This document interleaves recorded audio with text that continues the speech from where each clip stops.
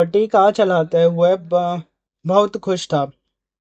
मुस्कुराती हुई उसकी पत्नी लिपटकर बोली, मैं बहुत खुश हूँ जिम।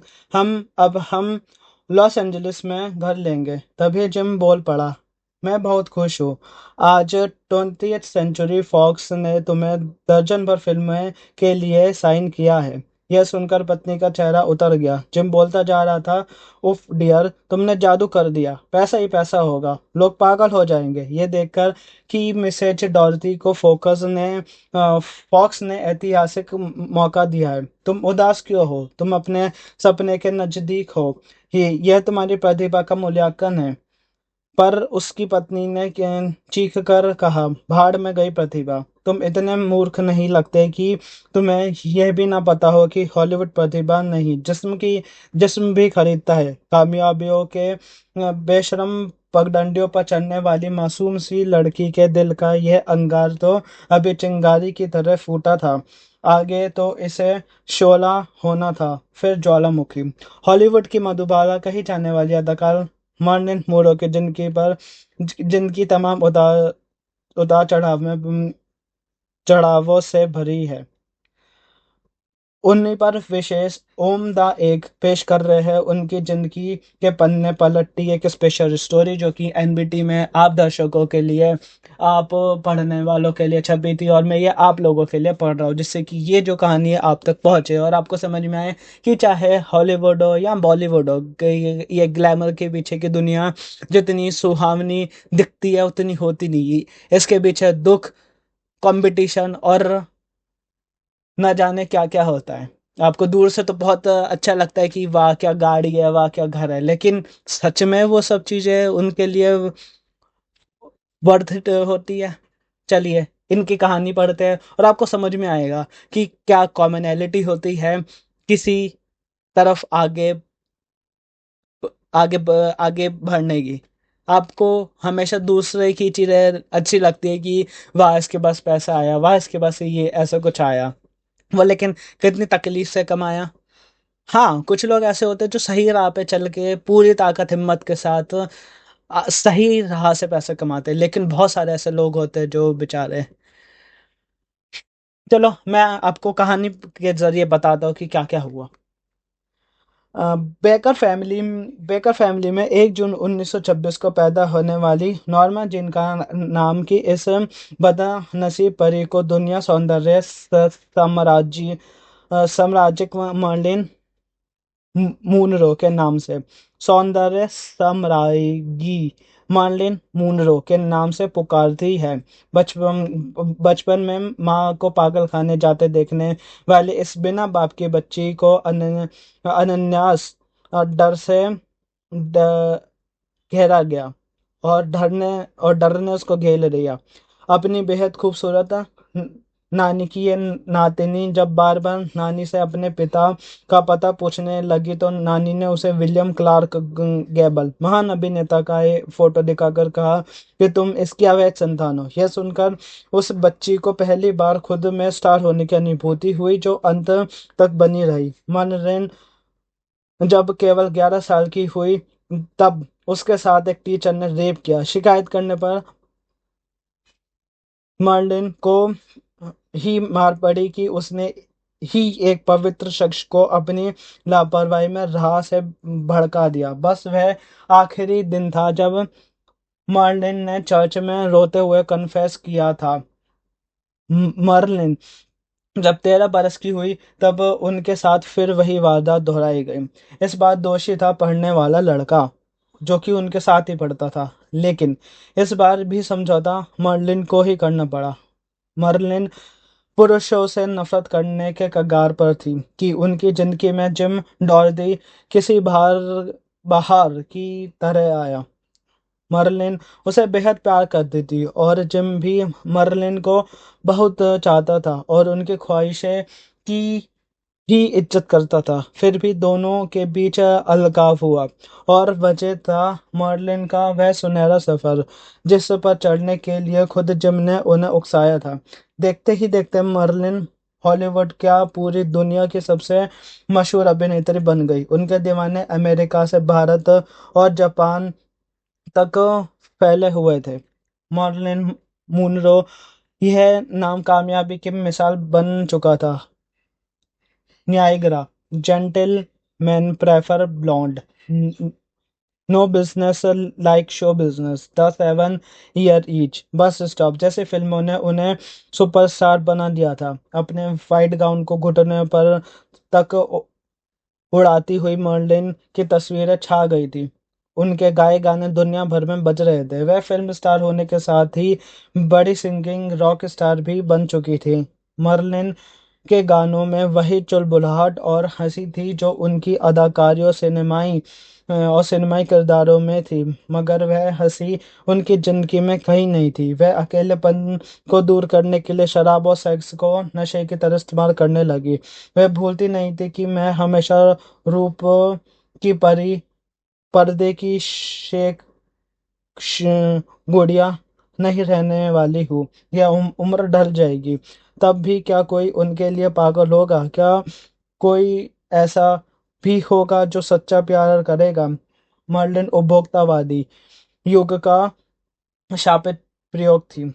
एक ऐसी लज्जित महिला जिस पर निर्लज्जता के सैकड़ों आरोप थे, ऐसी प्रेमिका जिसे तथाकथित सभ्य समाज उनके सामने वीन्स और पीठ पीछे होर सेक्स वर्कर पुकारता था। मर्लिन सब जानती थी, इसलिए ऑथर मिलर की लिखी कहानी पर बनी फिल्म द मिसफिट्स में मोस्ट फिट एक्ट्रेस साबित हुई।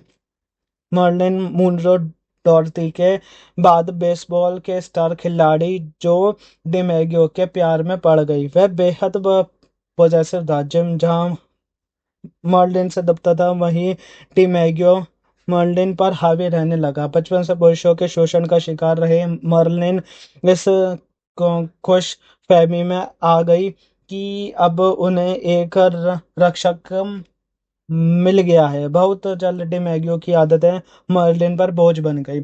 उन्हें जिम की याद आने लगी और एक दिन मर्लिन ने पिटाई के लिए उठा डिमेगियो का हाथ पकड़कर कहा, तुम भूल रहे हो कि मैं मिसेज डेमेगियो बनने से बहुत पहले मर्लिन मुनरो बन चुकी हूँ। और एक मर्लिन मुनरो हजारों डिमेगियो से बड़ी स्टार है और बेहतर इंसान भी। अगले दिन दोनों ने डिवोर्स ले लिया।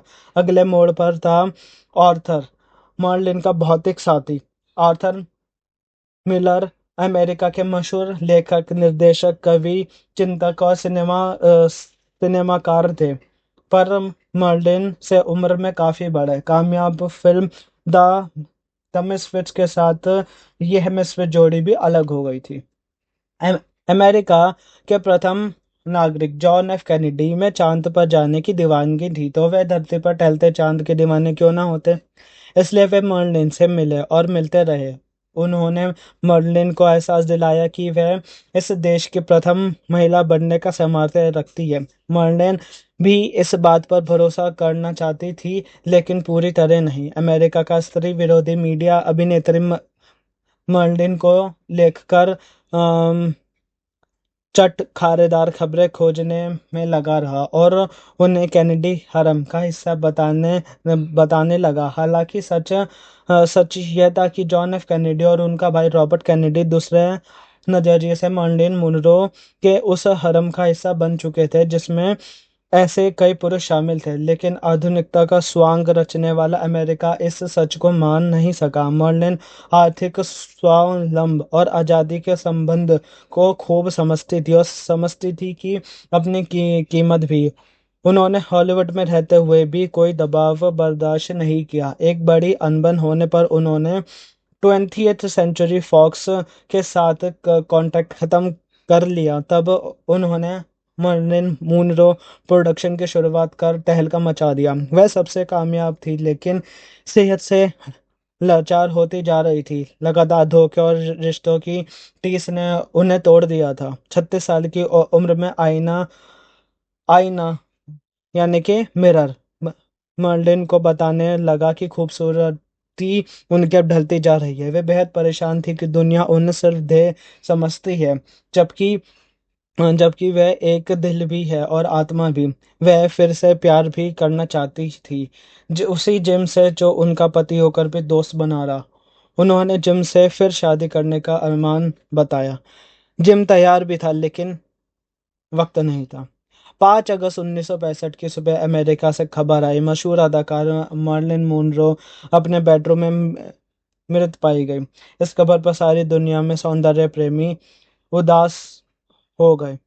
कुछ ऐसे ऐसे भी थे जो बहुत परेशान हो गए, कुछ ऐसे हत्या बताने लगे, कुछ हादसा तो कुछ हताशा भरी मौत। लेकिन मर्लिन अपने रहस्य अपने पवित्र आत्मा के साथ ले गई और छोड़ गई अपना शरीर उस दोगले समाज के चेहरे पर एक तमाचे की तरह। यह सिर्फ मर्लिन मुनरो की कहानी नहीं, यह कहानी है उन सभी की, चाहे बॉलीवुड या हॉलीवुड हो, जो कि इस क्या कहते हैं इसको, जो उनके शरीर से उनको वो करा जाता है, नोचा जाता है, उसका शिकार बने। चाहे वो आउटसाइडर बोलो या कोई भी बोलो, हमारे बॉलीवुड में भी काफी ऐसी अभिनेत्री है जिनका अचानक से डेथ की खबर आती है कि वो अब हमारे बीच नहीं रहे। चाहे श्रीदेवी हो या फिर एक सलमान खान जी के साथ आई हुई एक बहुत सुंदर अभिनेत्री जिनका मैं नाम भूल रहा हूँ, जिनका कहा जाता है कि वो खिड़की से कूद गई या धक्का दे दिया, या जो भी बात थी उनकी भी बात पूरी नहीं आई। चाहे फिर वो सुशांत सिंह राजपूत हो जिनका केस सीबीआई ने बंद कर दिया है। ये कुछ ऐसी चीजें हैं जो कि समाज के मुंह पे तमाचा मारती है कि तुम किसे देख रहे हो, तुम किस चीज के पीछे पागल हो रहे हो। क्या तुम उन स्टार के पीछे पागल हो रहे हो जो तुम्हें गुटखा बेच रहे हैं, जो तुम्हें जो खुद तो आराम से बैठे हैं, जो खुद तो सेहत की बातें कर रहे हैं, जिनके बच्चे पता नहीं कहाँ कहाँ पढ़ रहे हैं, और वो समाज को गुटखा बेच रहे हैं, वो समाज को तम्बाकू बेच रहे हैं, समाज को मारना चाह रहे हैं।